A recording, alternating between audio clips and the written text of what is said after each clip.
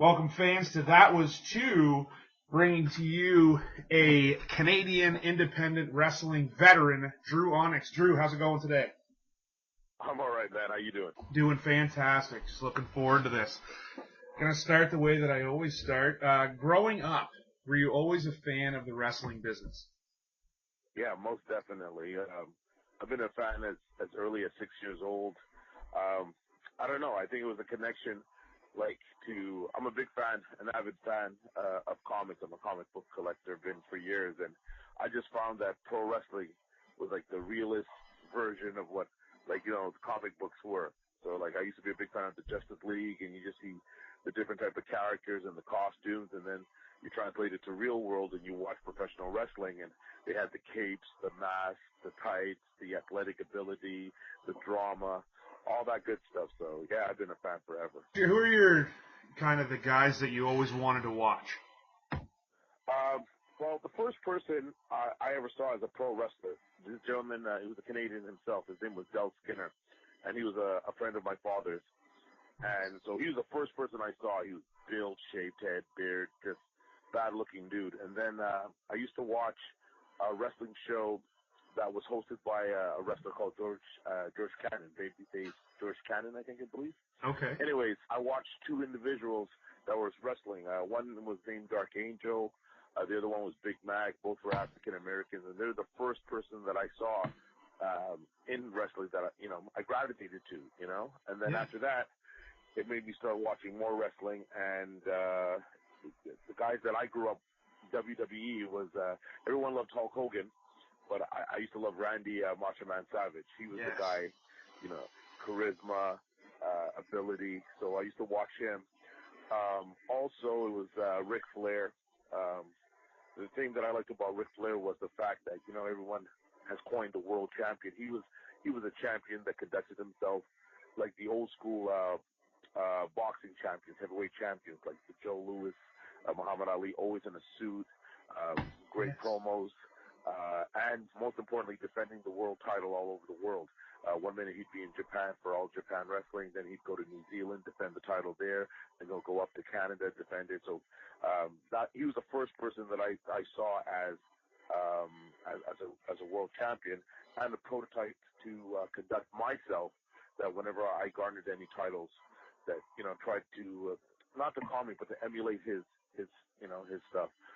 Also, another gentleman that I was really into was Dr. Death Steve Williams. Yes. Just a tough individual, made pro wrestling look as it should be, a physical situation. And so, growing up, it was those guys, Macho Man, Ric Flair, and Dr. Death Steve Williams. And I was a huge Savage fan as well. The guys that kind of got me into it, I think they would have wrestled up there too. Did Grand Prix run up around where you were? Yeah, most definitely. Yeah, and also it was international wrestling, watching, the Rougeaus, and then later on there was Rick Martel, Tom Zink, the great Samu, King Tonga, sadistic Steve Strong, and then a lot of the matches would be shown at the Verdun Auditorium here in Montreal. So and it was on TV every week, so you got to see these characters. And whether it was Saturday afternoon or Sunday, I can't remember. Yeah. I'd be glued there for an hour, and then after that, that was it. I was hooked. So when did you decide that you wanted to move from being a fan to actually being a part of the business? It was in 1998. I was playing semi-pro football in the States. Oh, cool. For the Empire Football League, and I was in the football house with a couple of my guys. And we were watching WWE, and we saw Sean Waltman. And my first response was, if he's in the WWE, and he doesn't even look like he's 200 pounds, I have a shot. You know what I mean? Yes. My friends start clowning me like, yeah, whatever. So I made a bet with him. I said, listen, I'm gonna find a school, and I'm gonna try this. And they all, it was about 7 of them, and they bet me $100 that I won't go, nor will I finish it. And then I started looking into schools, and I found a school in Montreal called Northern Championship Wrestling. In fact, the reason why I remembered them was because, in the Pro Wrestling Illustrated, I used to collect them when I was a kid. Yes. They would have like an international report, and they'd be in Canada, and NCW would be in it. And they'd always have the listings of their shows. So I was like, okay, well, I'm familiar with this name. Let me give them a call. So I contacted the gentleman that was in charge, and he told me to then get contact with my coach, who's going to be my coach, Mark Pilon. And the first time I called him, I said, hey, I want to be a wrestler. He told me the school is filled up, call back in 6 months, and he hung up on me. So I was like, what? Yeah. So I called back 6 months later, and he said, the school's filled. I said, listen, I'm 6'2", I'm 300 pounds. I play, semi-professional football. I just had a tryout with the NFL. I looked at your website. I'm bigger than all the guys that's on your roster. You can't give me a title. You can't give me a practice, a tryout. So he's like, okay, big mouth, show up. So I'm like, okay. So I went there, and the first thing he did, he chalked me, and I sold it. So he's like, okay, let's work. So I'd be there twice a week, and it wasn't in a ring. It was upstairs from a bowling alley. And it was a room with like maybe 3 mats, and I had to learn to do my bumps and learn my chain wrestling, and all the basic fundamentals that are needed. Yeah. And within 6 months, I had my first match. In fact, with my teacher, Mark Pilon. He was at that time the NCW Quebec champion, and so my first match was with him in an arena in Bar-Noir, Quebec. 6 months later, after I entered the class. Wow. So can you talk to us a little bit about like heading into your first match, like what your thought process was and what that felt like? Yeah, I was scared. And first of all, I didn't even know I was going to have a match. Usually, what he would do they would have a show, and then after his students, because we didn't have a ring. Whenever they did the shows, after the show, we would go and then we have our training. So if the show finished at 10:30, 11 o'clock, everybody's gone. From 11 to like maybe 2 o'clock in the morning, we would train in the ring. So we would do that at least once a month. And then during the other weeks, it was 2 days a week on the mat. So I just brought my practice gear as always. And one of the person that he was fighting couldn't make it. So the promoter was like, okay, so what are we going to do? And he said, Drew's ready. He's like, yeah, okay, put him in. So he's like, you're having a match. And the first thing I said is, no, I'm not. Yeah, we're going to do this. And I was like, okay. He goes, do you have your gear? So yeah, I had my wrestling shoes. I had my Cooper knee pads. I was practicing in my football, pants. Yeah. And I had an Ice Cube shirt. So I just cut the sleeves off the Ice Cube shirt. And went out there, had a 15-minute match with them, and apparently nobody knew or could tell that I've only been practicing for 6 months. Wow. So what year was that in? That was in '99. That was in July, either June 9th or is June or July of '99. Wow. And so for the most part, did you stick around Quebec for the first while of your career? Yeah. Well, what happened was after that match, I had like 9 more matches there, and then I was still playing football. So I got contacted to go to the University of Ottawa to play for the Ottawa GGs. Mm-hmm. So I had to stop my wrestling, to resume my football. So I did that because prior to that, I was 2 years in semi-pro. Yeah. I went to a NFL tryout, and one of the Canadian coaches, who was a scout for the CFL, said, "Hey, listen, finish off university, do a year of university ball." And at that time, the Ottawa CFL team was coming back. Right. So he said it'd be a perfect situation for you. So I said, okay. So I stopped my wrestling to go to football. Had an injury, popped my shoulder, couldn't finish the season, didn't get drafted. And at the time, my girlfriend told me, hey, why don't you just go back to wrestling? I used to love it. And I had a friend, he goes by the name of TNT, wrestler at the time. he was calling me. He's like, you should come back. You should come back. You should wrestle. You should come back. You should come back. I'm wrestling for Paul LeDuc, former AWA tag team champion. He had a federation, FLQ. In fact, Carl LeDuc is still running that. Okay. Anyways, he told me to come back, and I said, okay. So I came back, and I told him I'm rusty. He's like, no problem, no problem. First punch in the match against him, I broke his orbital bone. Oh. Felt terrible. Yeah. Felt terrible. But we finished the match, and then after that, I started wrestling. Sonny Warcloud was a promoter, and he saw me, and he took me up to Quebec. So then I started working in Quebec City, learning my trade, plying my trade, because just because you finish, you finish out of school, and I still only had 6 months of experience, I still needed to learn. I still needed to work. So I went there. So between going to Sonny Warcloud's federation in Quebec City and then Paul LeDuc's federation, Smith Hart from the Hart brothers, yes, Brett's older brother that passed away just recently, he saw me at LeDuc's promotion, and then he brought me up in Ontario. So then he allowed me to, learn and ply my trade in Ontario. And, I was just wrestling for a few years.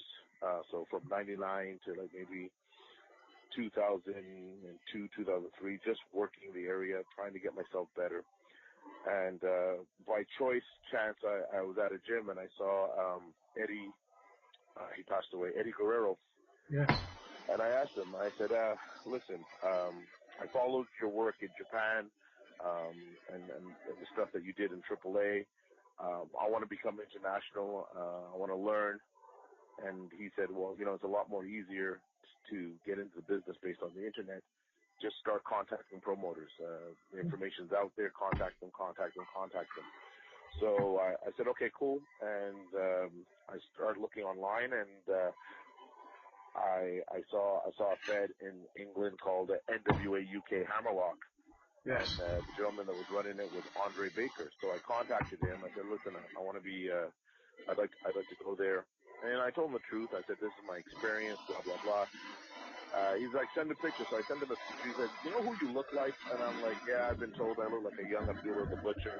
Yeah. And he's like, yeah, do you have his gear? And I said, yeah. He goes, okay, well, if you have the gear, come down. You know what I mean? Pay for yourself, and we'll give you an opportunity on our 2-week tour. So I put down the phone, and I'm like, okay, great. I'm like, where am I going to get this gear now? So literally one day before I got on the plane, I had my 2 genie pants like Abdullah had, and the little the curl-toed genie boots. Yes. Got those made. Flew down there. Didn't even know if they were going to meet me at the airport, but they did, and took me to my first match, which was in Margate, Kent, in England. And the first person that I had to face, it was tag team action, and it was me and another gentleman against Paul Tracy and Fergal Devitt, which most people know as Finn Balor. So that was the first time I got to meet them. When you went over to NWA UK Hammerlock, did you work as Son of Abdullah, or were you Dru Onyx? No, I was Son of Abdullah, because he just said, he said, yeah, you look like Abby, so why don't you come down? And I had another friend of mine who was wrestling at NCW, Max Fury, and he said, you should do the Abdullah thing. And I said, okay, well, I got to try to figure out a name. He's like, Son of Abdullah. I'm like, yeah, okay. So I said, all right, Soa. I said, that's going to be my name. So, I had the idea of it, you know what I mean? Yep. So when he said, do it, I just called the guy who did my gear. I said, hey, listen, I need this. And the guy who did my boots, same thing. I walked by, I'm like, I wonder if you could do it. And the minute I walked down into a store, I saw these genie boots that he did for like a Cirque du Soleil show. So I'm like, I need those, but in wrestling. So he was able to do it, and that was it. That's awesome. That's unbelievable. So yeah, I mean, working Fergal Devitt at that point, I mean, he was still, I guess he would have been young in the business, but still, I mean, he's always been a pretty solid worker, so those must have been some pretty good matches over there. Oh yeah, it was crazy, because it's funny, like I walked in, and I don't know what the reputation was like, because usually they would get like stars, former WWE stars, and they really didn't want to, maybe they were at the twilight of their career. They didn't want to take bumps. They didn't want to. And those were the type of guys that Paul Tracy and Fergal were working. Right. So when they said, hey, are you willing to do this? I'm like, yeah. Are you willing to do this? I'm like, yeah. What about this? I'm like, yeah. So those matches were good. And Fergal, like, I've been a fan of him from the minute I met him. Like, I spoke to him and I told him, like, dude, you're going to blow up. And he, he's very humble individual. He's like, you think so? I'm like, you're going to be, and I told him, I was like, you're going to be in Japan in 5 years. And, so we had a tour for 2 weeks. So for the 2 weeks, I fought those guys. And then after that, just to show appreciation, I took them out for dinner, just to say thank you. Yeah. And they're like, would you ever want to come down to Ireland? And they explained to me that they were the sister promotion for NWA UK Hammerlock. It was NWA Ireland. It's like, would you like to come down? I'm like, yeah, for sure. But I'm going to invite you first. So I brought them down to Montreal, first time they ever went to Canada, put them up. And they did 2 seminars for my school at the time, and then I got them booked at a couple of shows, and they had their first Canadian Thanksgiving at my parents' house. Oh, wow. And then right after that, we had to go to an NWA convention. I think it was the 56th anniversary. So basically, all the promoters will send their wrestlers. It gives an opportunity for the promoters to have their year meeting, figure out what their game plan, and at the same time, their top guys will be in competition, promoting, their brand and, their champions defending. So what happened was after the UK Hammerlock tour, maybe a week later, 2 weeks later, they were in Montreal. And in that week, we then went to, I'm trying to figure out which province it was, to the University of Bison's. Manitoba? Manitoba, thank you. Yeah, so we were in Manitoba for Ernie Todd. Ernie Todd was hosted, and he was the vice president of the NWA at the time. So we did a show there, and I won the British Commonwealth Championship that year. And then after that, we went, to Ireland. And then we just kept in touch, and we've been friends ever since. That's unbelievable. That's awesome. I kind of wanted to take a little bit of a step back. IWS was a big fed for you, especially early on in your career. You won the heavyweight title there in 2003. Can you talk about like the experience of winning a title? You had started in '99, but like you said, you took some time off, so this was kind of relatively early in your career, and you're tapped as, hey, you're gonna be our guy. Yeah, well, technically, it was the second title I won. Smith actually put the ACW championship when I was in Manitoba. But for IWS, it was cool because, first of all, it was in my hometown. They used to do their shows in Laval. Yep. So me living in Laval, it was cool. And, anytime a promoter or a promotion or a brand puts the title on you, is to let you know that they believe that you're the person that's best suited to expand the brand, make it, better. And the whole idea is to make the championship better than when you got it. You know what I mean? Like right now, everybody's thinking that belts are just props. The whole idea is that, the belt just helps to make you, but in the same sense, by the time you finish your run, try to make that belt even more prestigious. And at that time, a lot of their champions were doing the hardcore stuff. And, to get over they're a hardcore set. Right. And what I thought I brought to the table was the wrestling aspect of it. You know what I mean? I'm a fan, like I told you, of the guys that I was influenced by. So I try to implement that. And it was cool because it gave me the opportunity to learn how to fight, to have that big fight feel. Right. You know what I mean? At a main event, you got to know the difference between a normal match and the title. You got to make the title mean something, because if you make the title mean something, then the match means something, and then people believe it, and then you get the desired result, which is first entertaining the fans and bringing them back again for repeat business. So it was a learning experience for me. Yeah, and I noticed that during that time, and of course, working around Montreal, I was bound to see Kevin Steen and El Generico show up, and I noticed that El Generico was one of your title defenses for IWS early in your title run. So he was my first one. He was. So what was that? Can you talk a little bit about that? Like in terms of, because you were saying like bringing the wrestling and stuff. Yeah. first things first. With Generico, it was my first title defense, and they're like, you're going to face him. And I'm like, okay, cool. And I just remember working the match. And I knew he was going to be, like, after that match, not, you know, like, of course everyone's going to say, yeah, I knew these guys were going to make it. I knew. Like, you could tell. You could tell when people have it. And I just remember upstairs, and we're going over the match, and he's talking a mile a minute. And he's the rookie, you know what I mean? Not that I'm there that much longer, but he's the rookie. And he's like, okay, we can do this, we can do this, we can do this. And I'm like, we can do this all? Just slow down so I can understand what you're saying. So once he slowed it down, but he's just so excited, and he's so passionate about the sport and stuff like that. So it was crazy. But we had a match, and it was a mixing, you know, and he was able to keep up, you know what I mean? And I think the match is online somewhere. You couldn't tell that was like, I think he was 10 matches in at IWS, and, you know, he was getting a cult following. The people were behind him. He was like the ultimate underdog.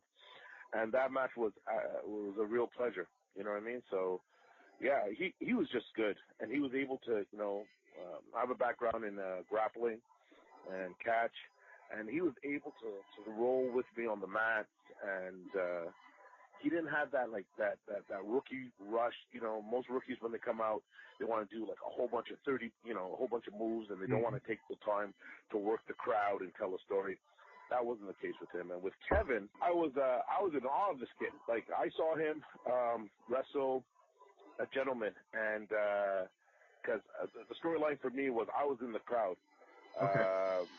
I got suspended for something, so I was in the crowd. So I sat in the crowd, bought like 100 chicken wings for the front row, and we're sitting there just eating chicken wings and getting to the crowd. And he came in and he fought, and I'm like, this kid is so bad. I remember taking out $20, roll it up, I threw it in the ring. He caught it, stuck it in his tape, and kept on wrestling, without any pause. Just whoo, sees it, tucked it in his tape in his wrist, kept on fighting, and then I started a Mr. Wrestling chant. And then it stuck to him. He was known as Mr. Wrestling Kevin Steen. So I knew he was going to be good. Both of those guys. Like, absolutely no surprise that they made it. My only thing, if anything, is that it took that long. But sometimes life is a process, and you got to take your time, and there's obstacles, and you get through them, and they've done it. So kudos to them both. You had mentioned the British Commonwealth title, the NWA British Commonwealth title, and I wanted to talk a little bit about that because you've held it 4 times. And you traded it back and forth with Fergal. Carl Anderson held the title. You also defeated Adam Pearce for it, I believe, or he defeated you for it, and then you defeated him. But can you talk a little bit about that? Because that's a prestigious title, and when you look at the lineage and who's held it, that's a big deal to hold that belt for like 4 times, and especially the length of times that you had it. So can you talk a little bit about that? Yeah, you're right. At the time, Andre Baker had an opportunity for one of his wrestlers to have the world title, and he had it, and then, you know, of course, it was traded back, whatever the case may be. But usually certain promotions don't get an opportunity to get the major titles. The major titles in the NWA at the time were the world title, the North American title, the World Tag Team, the World Junior Heavyweight. Those were the ones that were controlled by the governing board of directors for the NWA. Then there was a list of regional titles. So Ernie Todd, when I was there speaking to him, he was the gentleman that told me, hey, listen, I stand corrected. Andre Baker, on my tour, I did 2 tours for him. He told me, why don't you get into the NWA? That way we could, we can work and build something. So after my first tour, I did that. I joined the NWA. I paid the licensing fee. I became a part of them. And once I did that, he said, you know what? We need to have a belt that we can control and make it international. So that way, England, Ernie Todd in one part of Canada, me in Quebec, and then we could build something. So I said, what do you propose? And he's like, well, I'm going to put together the British Commonwealth title. So I'm like, that's wicked. That's good. So, and he decided who was going to get the championship. So when he allowed me to have the championship, my game plan was like the same thing that I told you about that I loved about Ric Flair. Right. Defend it at every opportunity, every chance, and that's what we did. And we made that a mandate for all the people who've held the title. You have to defend it. It can't be something that you just keep in your backyard. So the first chance I get, whether the NWA sent me or I paid on my own dime, I invested in myself and in the title to go out all over and defend the title, whether it was in an NWA control situation or another independent. And it started to build stature. And once I did that, whoever I dropped it to did the same thing and did the same thing. Paul Tracy then defended it in Scotland and different parts of Europe. I defended it in Canada. I defended it in the States. I went to Ireland. I defended it. I went to England. I defended it. So then the nickname for that title in the NWA was the Other World title because it was defended more than the NWA title because at the time TNA had the rights for the world title and it didn't leave United States, whereas this title was being defended all over the world. So yeah, it was very prestigious. It was, and like you said, the lineage. It was Carl Anderson, who's in the WWE, Finn Balor, who's in the WWE, Alex Kozlov, who wrestled in AAA, Adam Pearce, world champion. So yeah, no, it's pretty prestigious.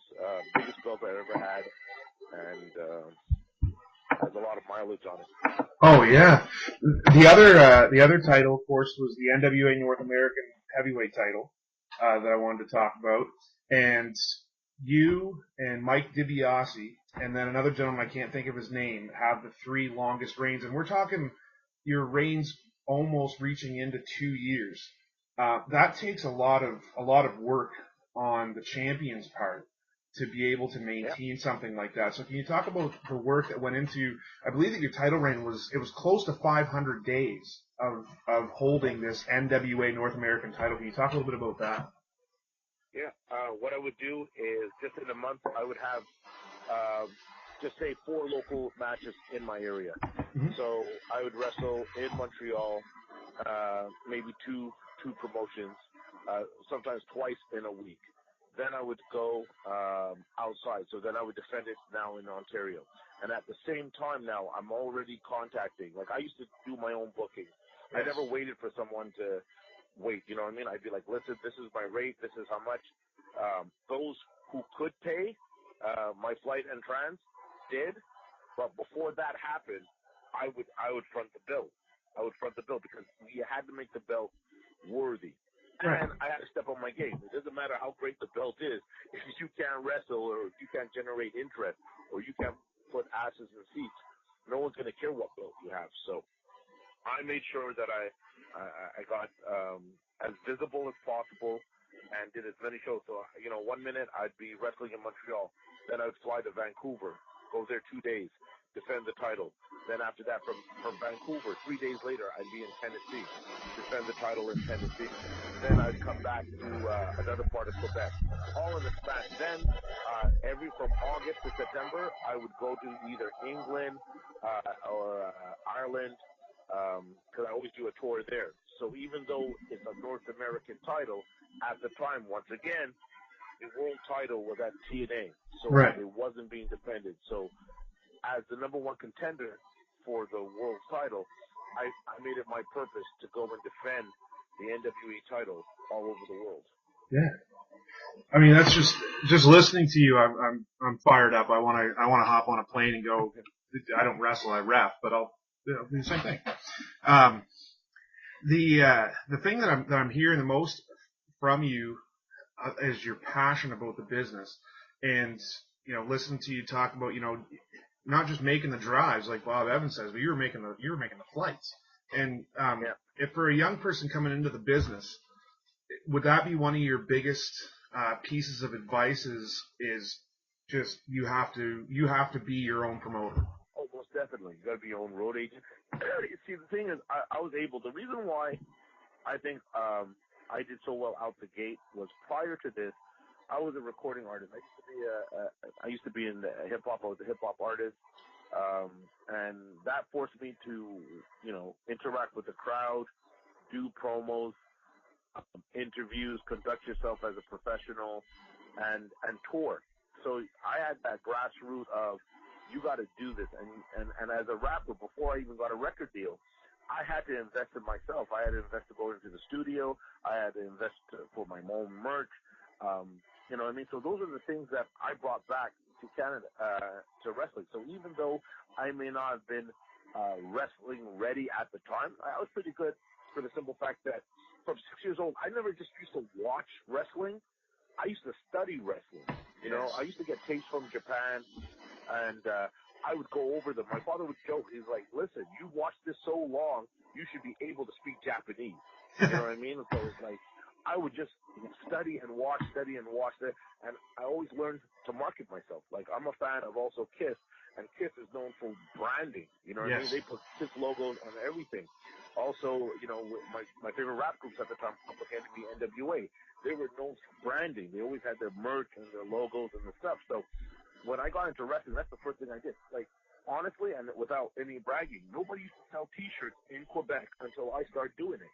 You know what I mean? Because they didn't know it was viable or as a way. So the thing is, I get 30 T-shirts, sell that, keep that, and then all of a sudden put that into something else. So now I got $200, $300 from the T-shirt sales.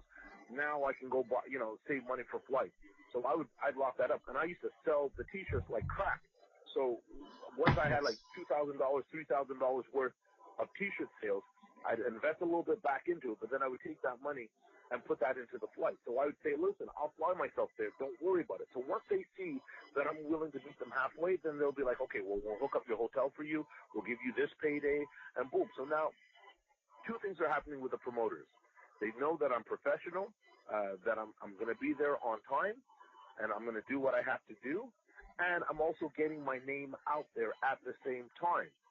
So now it's word of mouth. I'm being visibly seen. So now the NWA can say, you know what? This is the guy that we can put a title on because he's going to represent, to the best ability. I used to even come there, wearing suits and everything. So just to answer your question, yeah, you have to because, like I said, when Andre Baker said, listen, fly yourself down, I said, done. And by me flying myself down and then performing like how I had to perform, the next tour, he paid for everything. Right. You understand what I'm saying? Yeah. So now, once that is done, then that gets established. But, there's sometimes, even now, you know what I mean? Promoters cover all my expenses, and that's cool. But I'm still not beneath okay, if I need to go pay for something, I'll go pay for it. That's no problem. You know what I mean? Because it's me. It's my brand. You have to expand your brand. You got to get it out there, and you got to let people know it's worthy of it. If you won't invest in yourself, why would a stranger who doesn't know you do the same? Right. Oh, exactly. Oh, man, it's just firing me up. Cage Match isn't the most reliable, but according to Cage Match, it looks like you took about a year and a half off. Is that correct? Right around 2007, 2008? No, it wasn't a full year.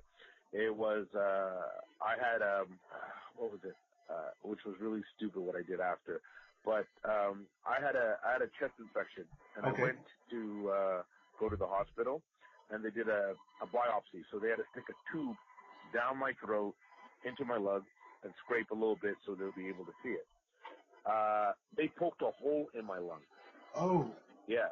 And after the procedure, I told them, I'm not feeling well. They're like, oh, well, there's going to be a little bit discomfort. It's normal, blah, blah, blah. And I'm like, no.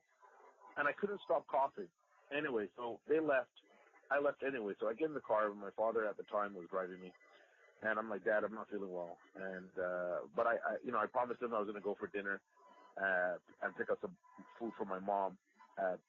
She was a registered nurse at a hospital. So I said, let me pick up some food for Mom, drop it off. So as I'm waiting for the order, I'm wobbly. I can't even stand, but I'm like, whatever. So I get the food, and I go over to my mom's hospital, and I drop it off, and my mom's like, you don't look good. And I'm like, yeah, I don't feel good. She's like, don't go home. Go with your dad. Stay over at the parents' house. I said, okay, no problem. So I go on the couch, and once I get on the couch, not knowing my lungs are being deflated, it feels like there's a whale on the right side of my body pushing me down through the through the couch. So I tell my dad, I'm like, yo, I'm not feeling well. I think there's something wrong. So he drives me back, and when I got to the hospital, I quickly told him, hey, listen, I had a procedure. I can't breathe. they did an X-ray, and my lung was deflated. And when one lung is deflated, you have a half an hour before the other lung has deflated. So I had to do emergency an operation to fix that. So had I went home instead of went to my parents' house, we wouldn't be having this conversation today. But what was messed up, so I took a few months off. Yeah. But I had a feud brewing up with this gentleman, the Pharaoh, which he wasn't wrestling in Tennessee, but somewhere around there. And we had a match. We had to have a match, or a blow-off match, for the North American title. So after the procedure and after 4 months off, when I should have been taking like 6 or 7, right, I went back out and I had the match. That's pushing it. Wow, that's incredible though. Like, so yeah, cage match. The thing is, a lot of my matches. There's a lot more matches that I have that I've never had a chance to send a cage match. That's not there. Like I would say, because I've been wrestling 19 years, and I've been wrestling religiously at least 4 times a month, not counting tours and stuff like that. So when I think I looked at cage match maybe 2 months ago, and I would safely say there's like only 1/3 of my matches, if that much there. That's unbelievable. Yeah. Well, I knew that there was no way that you had taken that much time off, but I knew that there was a chunk of time there that you were out. You had mentioned about Son of Abdullah, and you added a last name there. So it's like Soa Amin. Yeah. Soa Amin. So where did the last name part come from? I just wanted to update the character. I didn't feel like Soa was like Soa. It didn't rock like Prince or any other one name.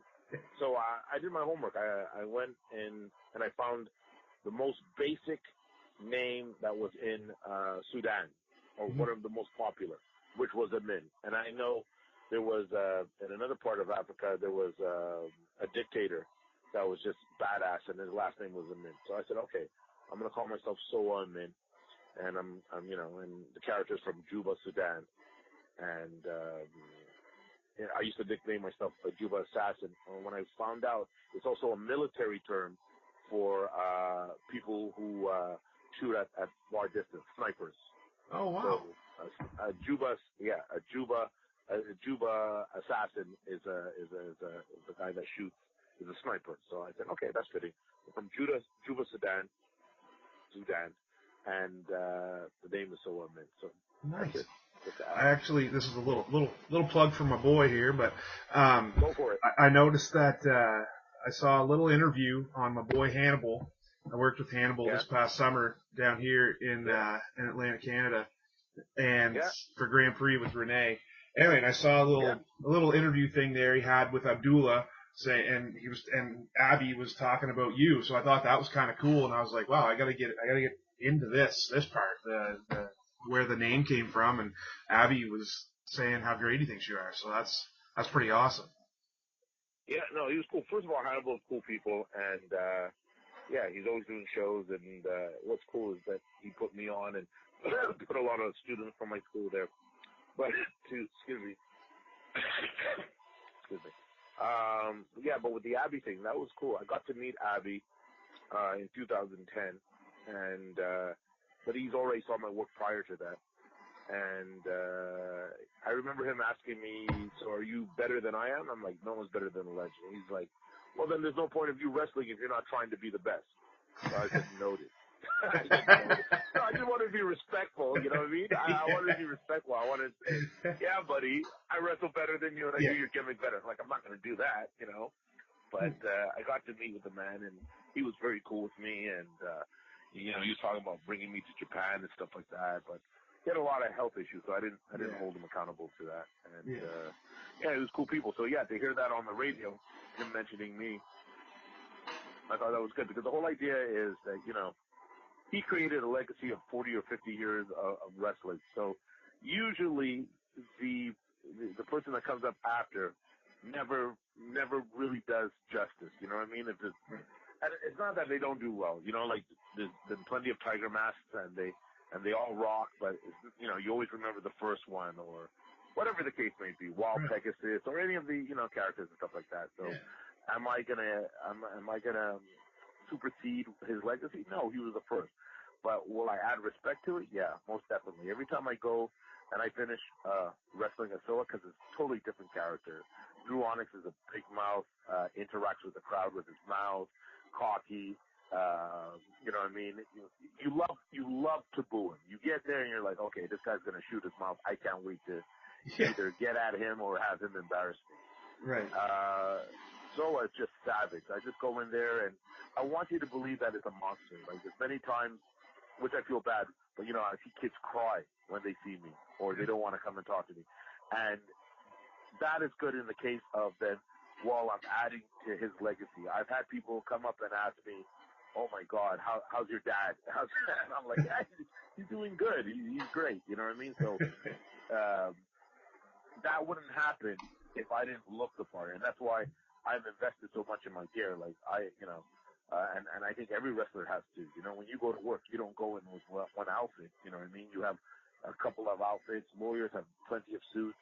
You once again, you got to invest in your gear. So as Soa, I got like literally 50 different genie pants, so different colors. So every time people see me, I got 9 pairs of wrestling boots. You know what I mean? 2 of them are Soa style. You know what I mean? So I want to make sure that, you know what I mean, when people see me, it generates interest.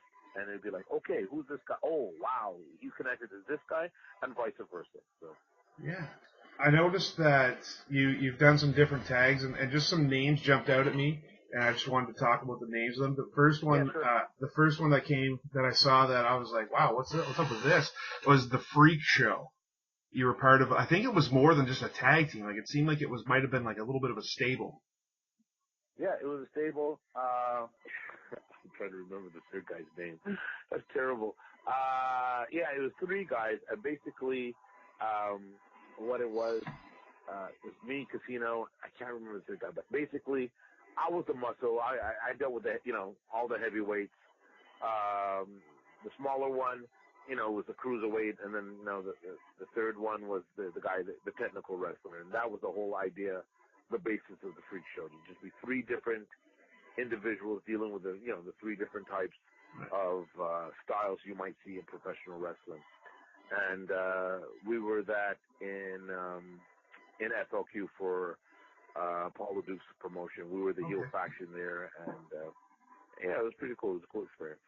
And the other one was Mass Destruction.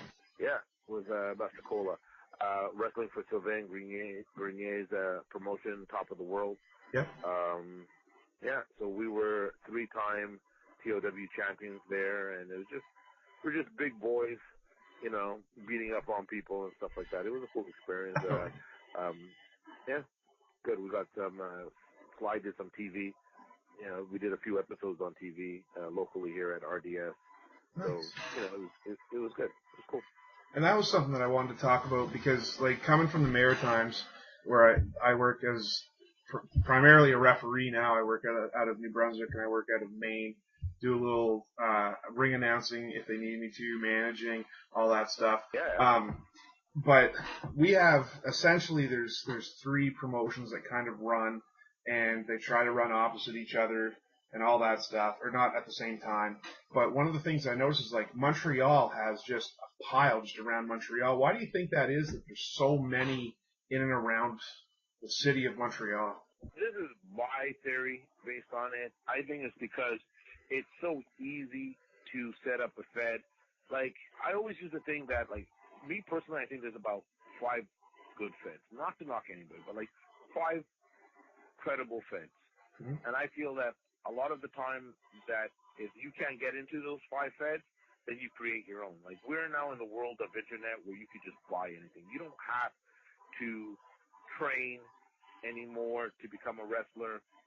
You can go on high spots, get your boots, get your wrestling gear, get your ring, get all your stuff, and do your shows. So I find a lot of the times that is the case. And what happens is now it starts to dilute the overall product. If it was up to me, I'd cut down to 50, feds to even 10, because not everyone could be in the same fed. You know what I mean? And if there's 30 spots, you know what I mean? And there's 5 feds, that's 150 spots. There's a lot more people that want to wrestle. I don't have a problem with that.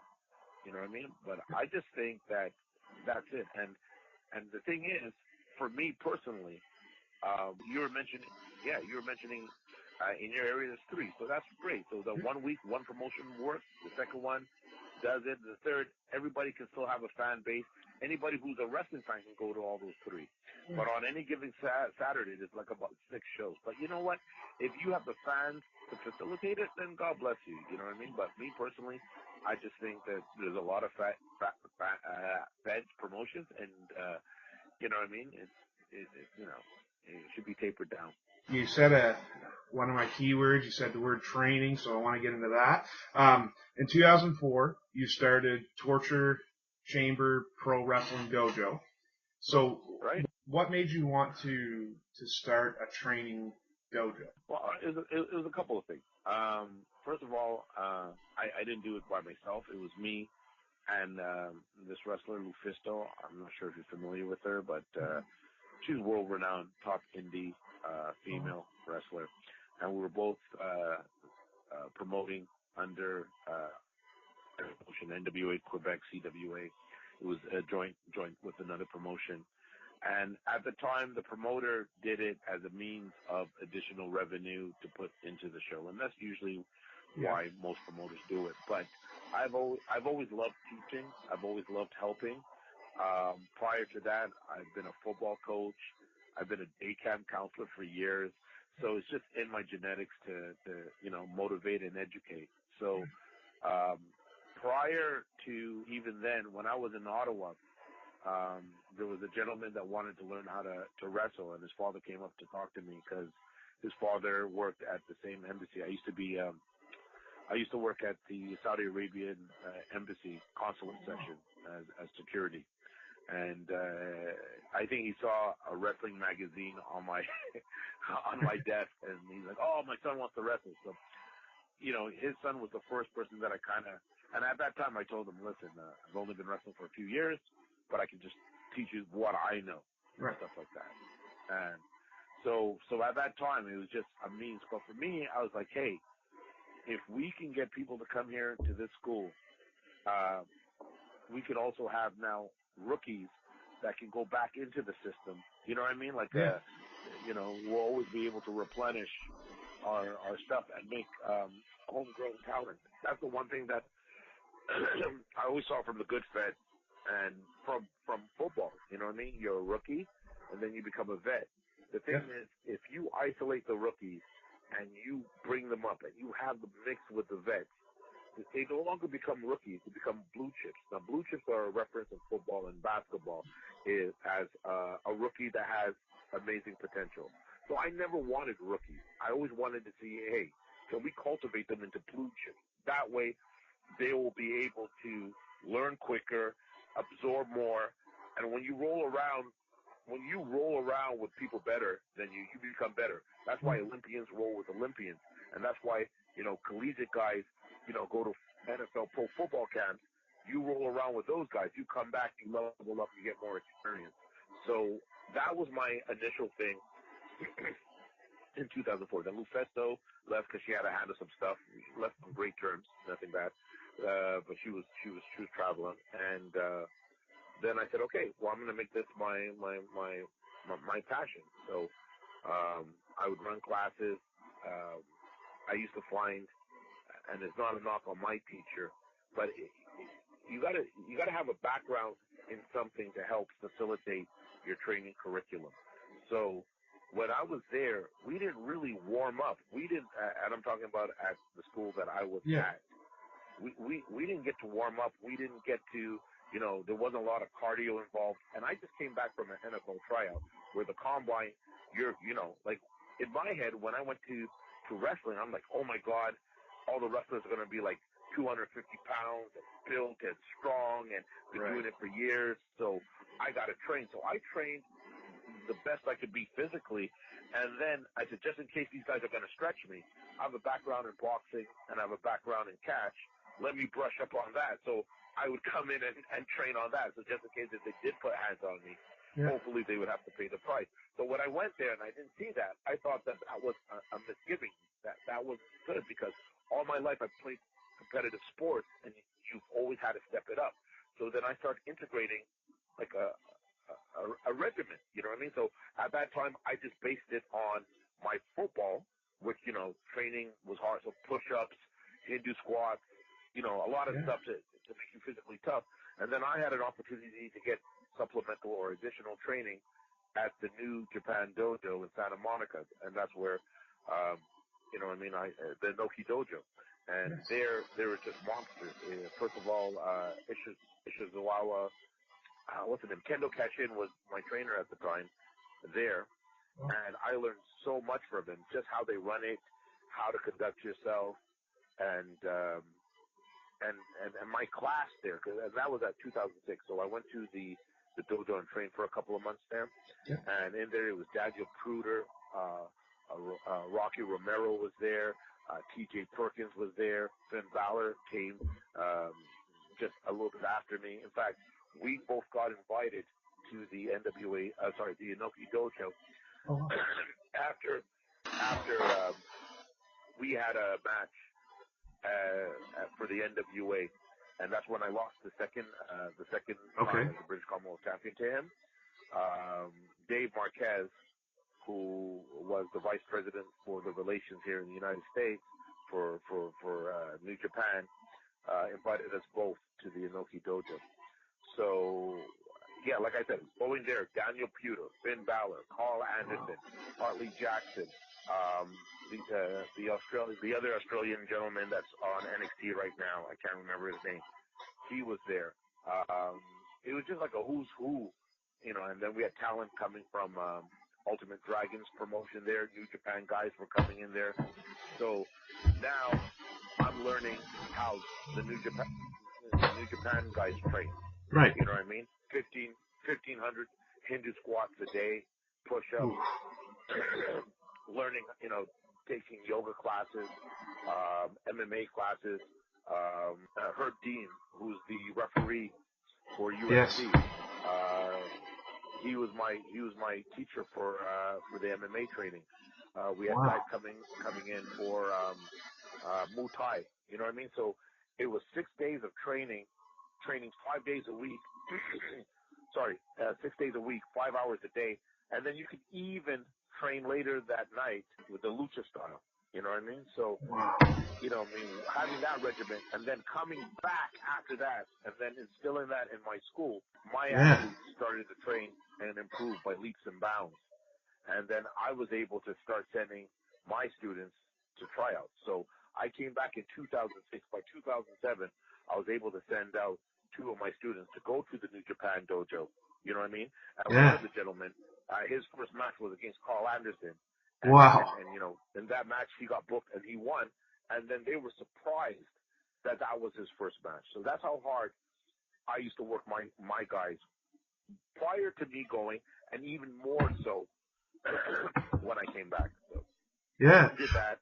Well, you have Dom Boulanger is getting ready within the next couple of weeks, correct? To go to the WWE Performance Center. So your school is obviously becoming very renowned, and I can see why. Well, yeah, that's it. So, like I mentioned to you, 2007, we sent 2 guys to New Japan.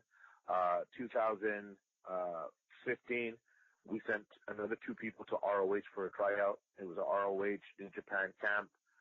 2016, we sent 4 students to Marvelous Pro Pinorusu in the United States for a tryout.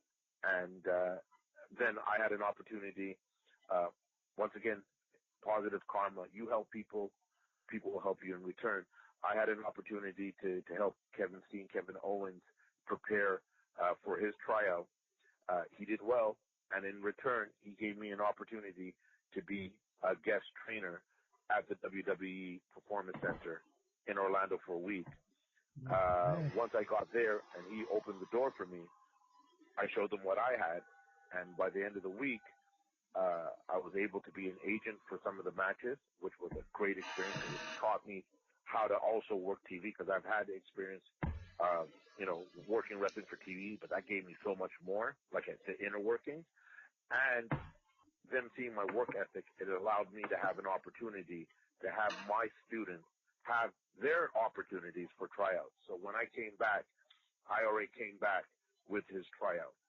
You know what I mean? So then it was just a a year to prepare. So yeah, in this business, nothing's owed to you. And just because you put in a lot of work, you may not get your results right away. But if you're consistently grinding, you know what I mean? You will find a way. It's funny because I never had any dreams. I never thought I would ever be good enough to be in the WWE. Or for me, the only thing I ever wanted to do was go to Japan and go to England and win an NWA title. I won like 8 NWA titles. So, you know what I mean? And so late in my career, Pat Patterson and Sylvain Grenier got me some tryouts. In fact, I had like about 5 WWE tryouts. And they never panned out. Even though I didn't get a contract, I gained massive experience. And this experience, once again, was allowed me to utilize it in my curriculum at the school to prepare my guys. And because of that, and because I've had that experience, when Kevin needed help, you know, because he's gifted and he's talented. It's not like he needed a lot of help. You know what I mean? Yeah. It's just like, okay, we just got to, you know, fine tune things that you already have. You know what I mean? Right. And then that, but I wouldn't have been able to had I not had that WWE experience. I went to FCW before they had the Performance Center, and then I had a few tryouts before Raw and SmackDown. And every time, you know, what I mean, I came back with more stuff. So that being said, when I went to the Performance Center, I was able to show, you know, my experience, and you know what I mean, to impress people who are good at what they do, man. It's I don't want to say it's you know, like, you know you're good. It's almost like the equivalent of you're a great university coach. You've won the Orange Bowl, you won the Sugar Bowl, you won the Citrus Bowl. You know what I mean? But now the Dallas Cowboys are calling you to, you know what I mean, run their offense. You know what I mean? So you come back validated. You know what I mean? Because, you know, humbly, I know I'm a good coach because I like to utilize 2 things. I like to motivate. I like to educate. And to come back with that sense of, okay, I know what I'm doing, and other people know that I know what I'm doing. That gives you a boost of confidence. That levels you up even more. And then, you know, when I came back, I was on fire. I wanted to make sure that Dom had every opportunity to succeed, because Dom Boulanger, he's been with me for 3 years. This guy's a loyal dude, works hard. He is committed to excellence, and this guy has been training. Like, he's in the gym. He comes to the school. Like, his life is the school. Wow. So when I had an opportunity to get tryouts, because he has a tryout, and then I have another student later in the year that's going to be going down for a tryout also. It was a no-brainer. He was the best person to represent himself, first and foremost, represent me and my school, second. So right now, you know what I mean? Like I said, we knew from last February that he had it, but then, of course, it's a process. You know, it's when it's best suited for the WWE. It's a world-class promotion, and they're very, very busy. So, you know what I mean? Once we got the confirmation that he had it, we've already had 9 months of training getting him prepared. So right now, we're conducting it like the last month. It's like a UFC camp, you know what I mean? Like a countdown to like UFC, blah, blah, blah. So I have guys in there working with his footwork, agility, speed. He's there training 15, 16 hours easily a week. So like just yesterday he had a 5-hour training, 3 hours in the morning. Then we went to go get something to eat, loaded up on fuel, and came back, trained for another hour. You know what I mean? So he's ready, and if he's not ready, he's going to be ready. He's mentally prepared. He's physically prepared. And the most important thing that I like, that I feel that he has great chances, WWE has always stated they don't look for good wrestlers, they look for good people with good moral fiber. And with that said, then Dom fits that perfectly. That's fantastic. Something that I always like to ask, especially for somebody who runs a training facility. Can you talk about, for a young person, and you did this back in a time when breaking into the business wasn't quite as easy as it is now, but the importance of researching training, because you see all sorts of people, you know, going and getting trained by people that shouldn't be training or what have you. You know what? It's true. And the thing is, you know, you don't know better. Like at the time, it was like I was going through the wilderness because you didn't know. I didn't know who were the top guys or who were relevant. Because some guys have names, and you know, what I mean, just because you were in a big promotion doesn't mean that you're a great teacher. Do you understand what I'm saying? Yeah, definitely. And vice versa. So, you know, what I mean, some of the greatest football coaches never played a field a foot of, you know, down of football, but if they put in the work, then it makes sense. And I would tell any student, you know, don't believe the hype. Schools, of course, are into promoting their schools. You know what I mean? I never had to say, you will never see in any of my videos, in any of my promos, in anything concerning the school, that we say that we're the best school. Because we may be the best school for some and not for others. It's Right. what you make of it. Base your search on, first, the curriculum. You know what I mean? What are they going to teach you? What are they willing to teach you? All right? Then also base it on the accolades. You know what I mean? What has this person done concerning coaching? What has he, you know, what can he do for you? Do you want to go internationally? Does this person send their people or prepare their people to do that? Like my job restriction, my job is just really to train the people because my passion. I go out of my job description. I go and I'll find boots for these guys. I will tell them where to go get their, you know, their knee pads, where, you know, to go get their gear. My job description doesn't dictate that I have to take 4 students every year to go to Europe with me on my tours, you know, and I've been doing that for the last 8 years. So if you want to go internationally, does this school provide that for you? If you work hard, of course. Will they help you get booked? You should ask them. And if they don't, that's fine. Because really, like I said, depending on the school, their job might be just only to train you. And that's fine. Come in there with an open mind, keep your mouth shut, listen, and really absorb the very best of, you know, of what you could possibly do at that school. You know what I mean? But, you know, if a guy is like, yeah, I run a school, well, what is it based on? Well, I used to watch a lot of wrestling. I don't know if I want to give my hard-earned money to that person. Like no disrespect to my first teacher. I asked him what his background was, and I assumed that maybe he was like he was enhancement for certain promotions, or he wrestled before, and I just didn't know. That wasn't the case. But he taught me safety, he taught me respect, and he taught the basics as best. Like, he was the best coach in Quebec. So many wrestlers came out, you know what I mean? So it wasn't like, yeah, he did this, he did that, but what he did well, and what he knew. And he never bullshitted you about something, you know what I mean? So be careful about people who give empty promises. I never promised anybody that they'll get WWE tryouts. I never promised anybody, hey, you know what? You're going to go to Europe with me on a tour. I do promise. Well, I don't even promise, because promise is a comfort to a fool. So what I do tell them is that if you work hard, opportunities should come your way. Because if you're busting your ass and you're doing everything that I'm asking you, it's not going to hurt me to help you more than the required amount, because you're going to get better, you're going to make me better as a coach, and you're going to put out my brand about my school. Right.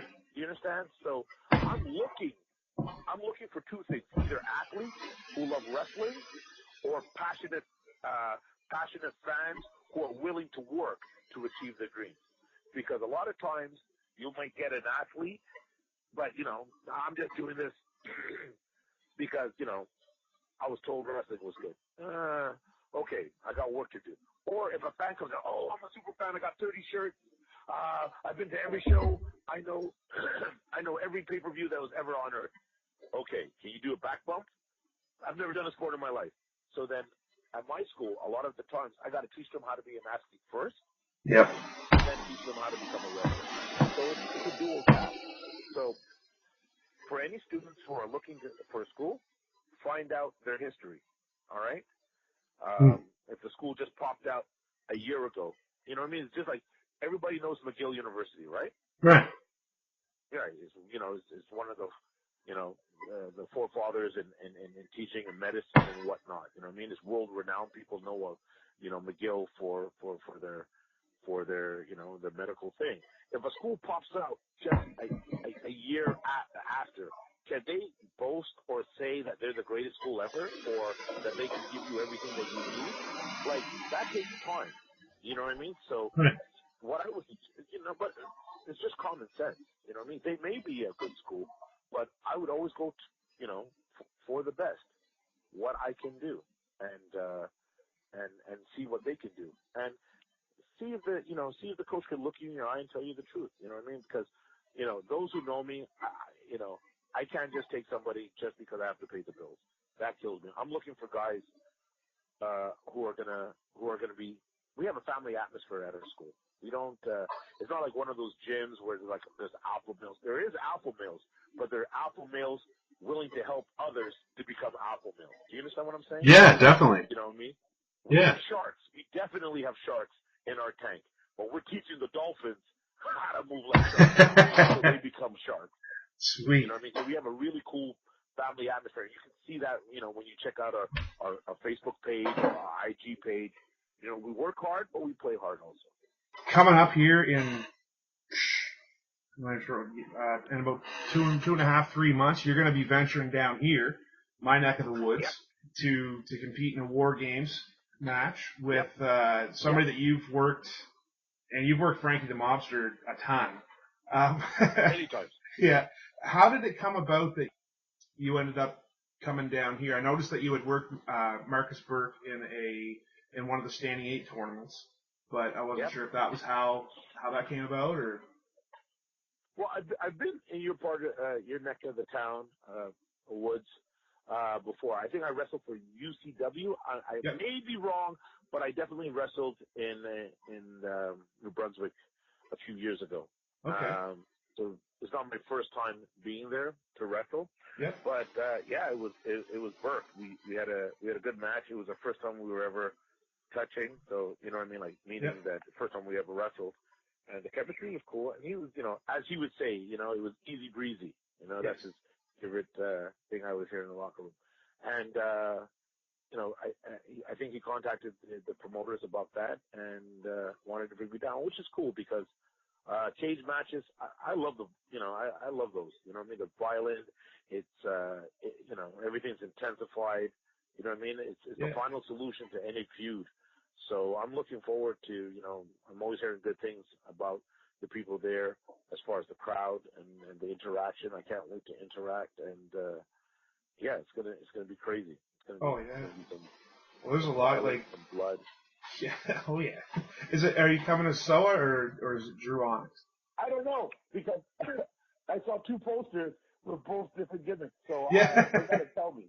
They gotta tell me. I don't know because Dru in the cage is outrageous and Soa in the cage is outrageous. So whatever the promoter wants, I'm there.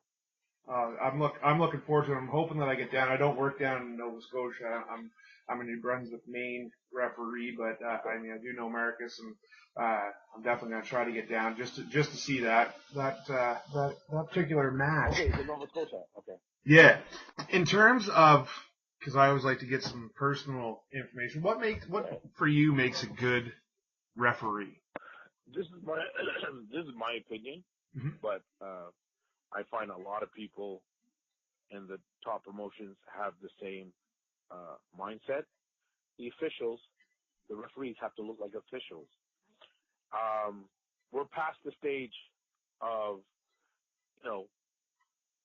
bumping them down, bumping them and using them in spots where it takes away from their authority.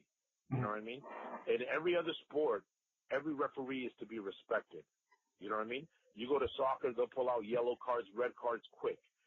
Nobody punks off the umpire. You kick sand at the umpire kicks you out. Right. UFC, as most dangerous men on this earth, once the official gets between them, they stop their nonsense. You never see, anybody punk off the officials. At NXT, at SmackDown, at Raw, the thing that I've noticed, and even in ROH, you respect the referee. The referee is there to help enhance your match. It's not just you versus that dude. It's you versus that dude with the referee working together to as a unit to perform to the best of their abilities to get repeat business and to get a reaction from the interaction between these three people. So I think a referee has to look the part. Don't come in there wearing shorts. Make sure your stuff is on point. Make sure your stuff looks clean. Make sure you look like an official. That could be in any sport. Like, I could see you in the ring, take you out, put you in a soccer game, and you don't look any different. Right. You understand? Or hockey minus the skate. So, you know what I mean? I think the referees have to be knowledgeable. They can't, promoters shouldn't be like, oh, we don't have a referee. Hey, you wanted to wrestle, put on that shirt. Like, that's nonsense. Right. Because you're not helping your match. You're not helping your show. You're not helping your brand. Get guys in there, teach them. We have a referee course. We have one guy, John Carlo, that came out from our program, and everybody has everything good to say about him because the man looks impeccable. His hair is never out of place. You know what I mean? He's in shape. And I think that's an important thing. You know what I mean? You're in there with two guys that can go. If you're in a cruiserweight match and these guys are telling a story, but at the same time flying around, you got to be able to get up, get down, get up, get down. You know what I mean? And also you got to have your authority. And the best refs are the ones that are helping the match. Be in tune of the match. Find out what's going on in the match. There's been times I've been getting ready for a match and my referee is on an iPad on Messenger. And I'm like, yo, dude, if you mess up, it's on. You know what I mean? So you got to let these guys know that, you know what I mean? So what I like to do, and it's nothing cerebral or political, I like to have them invested. First of all, I always show my appreciation for them because if they're not there, things can be messed up. If they're not on point, things can mess up. You know what I mean? Wrestlers, you know what I mean? As much as everything is good, there's always chances and things could happen. You need a referee to be able to cover certain mistakes, be able to cover injuries, be able to cover whatever, you know, stuff that's not supposed to happen. You know what I mean? It's like wrestling is almost like a crime scene. Once there's a crime scene, there's like 20 or 30 things of evidence that could expose, you know what I mean, the crime. I need the referee to get rid of the evidence. You know what I mean? Like, get rid of that. Get rid of that. Make you look good. Hide the fingerprints. Move that away. The murder weapon, take the bloody glove, get it out of here. We don't need it. You know what I mean? Yeah. So they have to be on point. And wrestlers, give the referees the point. Don't punk off the referee. The one thing that I always hate, they do a pin, and then the wrestler turns to the ref and is like, 3? It's not. It's a 3, and argues with them. So now that what you're telling the fans is that this guy's not doing his job properly, and now you're gonna take a chance to transfer your heat that you're trying to build as a heel and transfer it to the referee. So now you got the fans hating the referee. Don't do that. You can look at him and say it's not 3, and then show like unhappiness or like, oh man, I got to work even harder now. But don't transfer your heat. Don't punk off the referee because then when he raises your hand, it has to mean something. But if you punk them off the whole time, if you know you're backing somebody in the corner, why do you have to go to the 4 count every time? 1, 2, by 2, I'm off. Yeah. You know what I mean? As soon as and I always try to integrate. If you look at most of my matches, I always try to have the referee looking amazing. At one point, if I'm fighting, and I pick up a chair. And I swing, the referee takes it from me and reprimands me. And then I'd be like, whoa. You know, no matter how bad behaved I get, if he starts pointing at me, if I poke his chest and he starts, I'm the ref, whoa, then I start punking off. Yep. Give him the power. So that way when he makes a decision, it's final. You know what I mean? So referees, be in shape. Look the part. Be involved in the match. And not just that match, every match. You got 3 matches on the card. Of course, you can't, may not be able to remember everything, but go to each one and figure out what's going on. Yep. And also, like, I have there's a guy, Patrice Malte. He's a referee at TOW. He's amazing, giving information, telling you to work the hard cam. You know what I mean? Be in this position. Don't do that. Even my guy, John Carlo, who I train him, he's in my ass when I'm not doing stuff right. Like he'll be like, yo, in a tag team match, hold the rope. I'm like, yeah, I know to hold the rope. I taught you that. Leave me alone. And I gotta hold the rope. You know what I mean? But he's on me. You know what I mean? And wrestlers need that. You need that. You gotta be able to have the referee not seen, but seen at the same time. They gotta be invisible. Do you understand? Yeah. Some of these referees, you know what I mean? They start selling. Like I saw this one referee. Somebody yelled at the referee, and he yelled back, "No, you're not part of the show. That's not your job description. You don't do that. You don't do that. That's not, you know what I mean? You don't yell back at the crowd." Also, another thing that I never understood, like, and I can understand in some cases, and I'm going to explain this, you know what I mean? You've been trained as an official for years. You've had many matches. There's things that you've seen over and over. So when someone body slams somebody, why do you look so surprised? You shouldn't be looking surprised. You've seen this. You've done this thousands of times. A big move happens. You never see a referee and an official in the UFC when someone gets knocked out. Do you ever see them do that, like Chris Rock? Oh, you got knocked out. No. No. They're watching now to see, did his head hit the canvas? Is he double concussed? I got to stop the back. Can he defend himself? Same thing, but a lot of these referees take the attention off the wrestlers and put on them. They want to feel like, hey, I'm part of the show. And I tell my referees, no, it's not about you. Your job is going to be appreciated by the guys in the back, by the production team, by the booker who needs you in that position to make sure what the storylines happen are fulfilled. It's not for you to have your 15 minutes of fame, and mind you, it's good for that stuff to happen when it's big. Two big behemoths are doing a superplex off the ring, and the ring breaks. Yeah, that's not normal. You're supposed to freak out. Yeah. You understand? You're supposed to freak out because you're tumbling too. You're like, wait, we just broke this. What do I do now? This is not in the referee guidebook. I don't know that. Or if somebody goes through the ring, boom, goes through the ring. All right, that should be shock. Yeah. Or if a fan, fan in the front row, she's hot, takes off her shirt, takes off her bra, you're allowed to be like, whoa. Well, damn. So you got to be on. If there's a fan that comes in, I think that promoters or coaches or whatever should teach them some forms of self-defense. And what I mean by that is, you get some drunk fans, they want to come in. You got to be able to stop these guys in a safe way until security can come get them or before the get their hands on them. You know what I mean? The good referees, guy slides in, just do a block. Have your knees there, have your hands there, don't let him in. Right. If guy does come in, boom, get him, get him in a hold that's going to be safe for you because, you're not a wrestler, but at the same point to let him know, hey, you're being restrained, stop this nonsense. Right. Because if these wrestlers get their hands on you, you know what I mean, anything could happen. So I think they should know a few things. I try to teach my guys, first of all my referees, they do all the cardio work that we do. We try to have them in shape. We teach them bumps, not because they have to do a bump in a match, but just in case something happens where they fall and they need to protect themselves, they have the proper information to do the break balls correctly.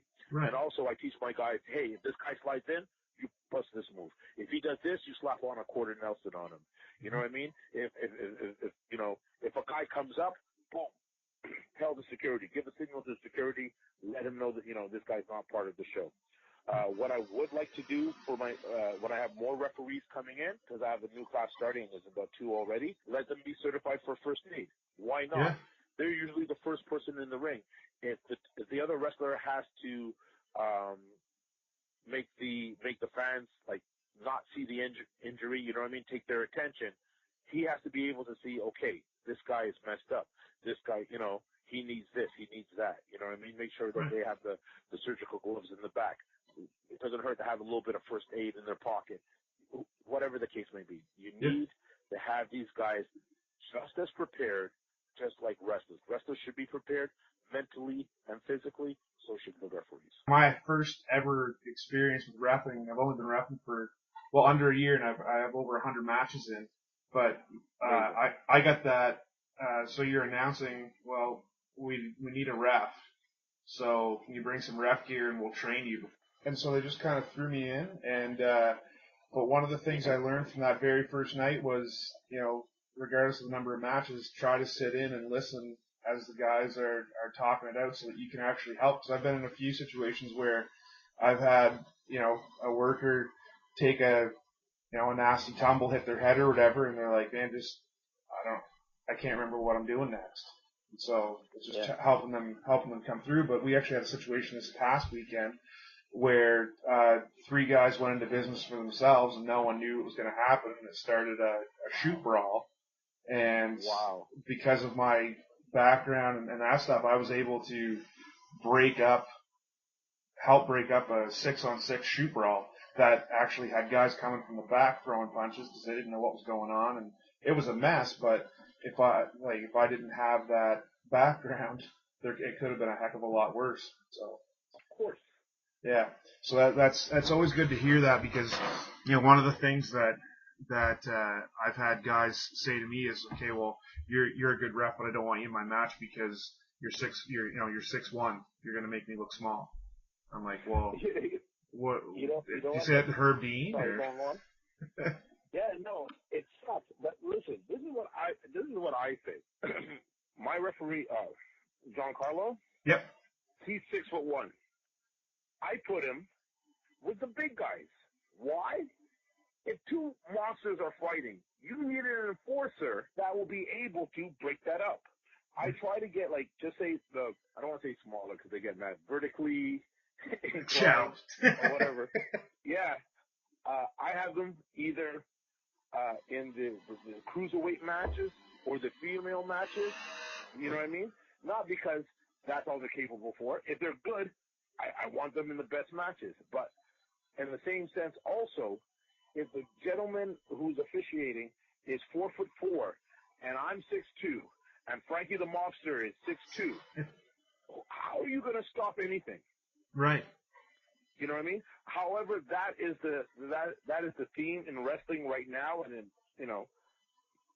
that's what's going on. But I always pattern how I have my matches. So we run shows once a month.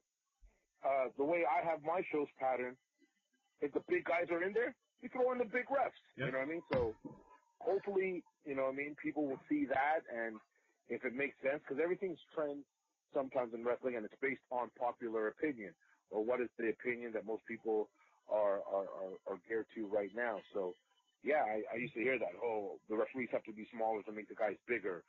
The reason why we got our ring smaller is to make our guys bigger. Well, guys get bigger. Yeah. Guys get bigger. Go to the gym. Get bigger. Well, because pardon me? Go ahead. No, because like I said, it's based on my opinion. Like if you're a monster, if you're in the gym or you have that look, it doesn't matter who's there. I don't care how big the referee is. In fact, it helps the story. If I'm about to throw a punch at this guy and he hooks my arm, that's believable. Yeah. Do you understand? If I go pick up a chair to wail at somebody and the person's 5 feet tall and he has to step on another chair to take the chair from me, that doesn't tell the right story. Actually, Teddy Hart worked a couple shows down in Maine in the promotion I was at, and he and the other guy wanted me there because they were going to the outside, and Teddy was like, I want somebody that if a fan tries to get involved while we're out there, they're actually going to be able to get in the way. So yeah, or at least look at you like, ooh, I don't know. The referee looks like he could throw a punch. Yeah. I'm going to sit down here and continue drinking my beer. Why waste good beer? Yeah, exactly. That's what you want. Yeah. Oh, for sure. The independent scene is booming right now. Why do you think that is? I have no clue. I have no clue. I can't tell you. Well, you know what?